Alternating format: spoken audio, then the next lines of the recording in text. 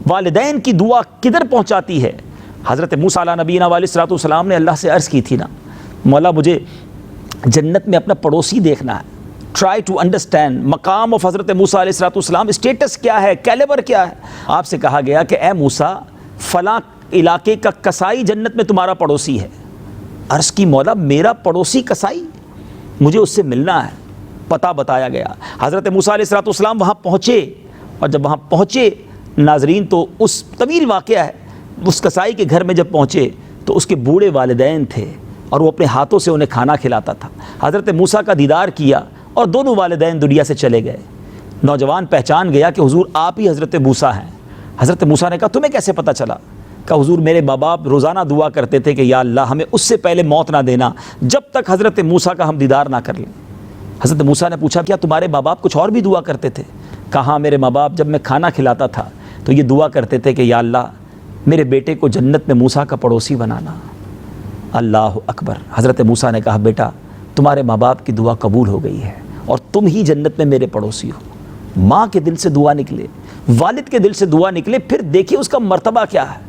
مگر بدقسمتی یہ ہے ناظرین، آج دعا لینے کا ذہن بھی تو ہو۔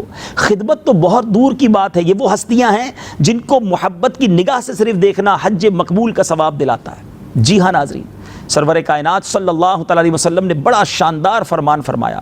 آقا فرماتے ہیں کہ اگر کوئی بچہ اپنے والدین کو محبت کی نگاہ سے دیکھے اللہ تعالیٰ اسے حج مبرور کا ثواب عطا فرماتا ہے، مقبول حج کا ثواب عطا فرماتا ہے۔ ایک صحابی رسول نے عرض کی حضور وَإِن نَذَرَ كُلَّ يَوْمٍ 100 مرة، حضور اگر کوئی 100 بار دن میں دیکھ لے، ماں باپ تو گھر میں ہی ہوتے ہیں نا۔ حبیب اللہ فرماتے ہیں صلی اللہ تعالیٰ علیہ وسلم اللہ اکبر و اطیب، اللہ بہت بڑا اور پاک ہے، کوئی 100 بار بھی ماں باپ کو محبت سے دیکھے اللہ 100 حج کا ثواب عطا فرماتا ہے۔ سوچئے ناظرین ذرا محبت سے دیکھو تو حج کا ثواب ہے، خدمت کا تو عالم کیا ہوگا، دعائیں لینے کا عالم کیا ہوگا۔ مگر یہ ذہن بھی تو بنے نا کہ ہمیں خدمت کرنی ہے، ہم نے دعائیں لینی ہے، یہ ہماری جنت ہے۔ جی ہاں، احادیث کا مضمون ہے ماں باپ ہی تمہاری جنت ہیں اور ماں باپ ہی تمہاری دوزخ ہیں، یہ راضی ہیں تو رب راضی ہے۔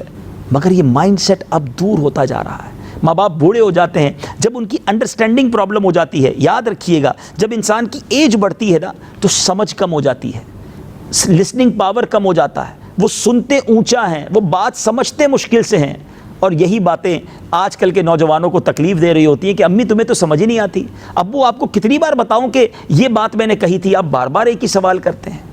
کیا یہ انداز ہوتا ہے ماں باپ سے بات کرنے کا؟ کیا یہ طریقہ ہے ماں باپ سے گفتگو کرنے کا؟